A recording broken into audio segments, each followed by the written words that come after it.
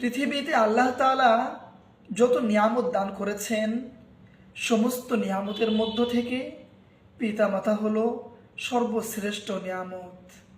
আমরা কখনোই এই পিতামাতার অবাধ্য হব না।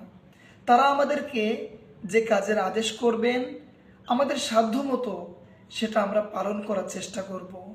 আমরা কখনোই এমন কোনো আচরণ করব না যে আচরণের কারণে আমাদের পিতামাতা কষ্ট পায়।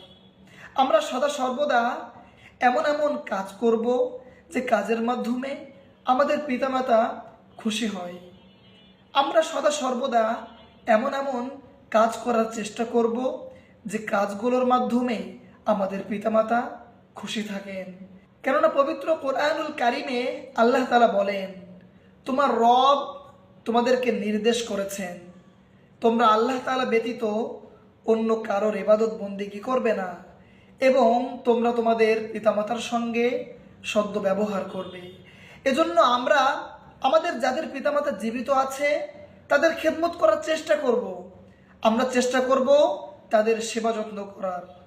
আর আমাদের মধ্যে যাদের পিতামাতা ইন্তেকাল করেছে, যাদের পিতামাতা এই দুনিয়া ছেড়ে চলে গিয়েছে, তাদের জন্য আমরা দোয়া করব।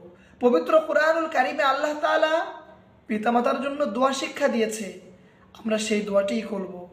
সেই দোয়াটি হলো রব্বির হামহুমা কামা রব্বায়ানি সগীরা। এই দোয়াটির অর্থ হলো, হে আল্লাহ, আমার পিতামাতা ছোটবেলায় আমার সঙ্গে যেমন ব্যবহার করেছে আপনিও তাদের সঙ্গে অনুরূপ আচরণ করুন।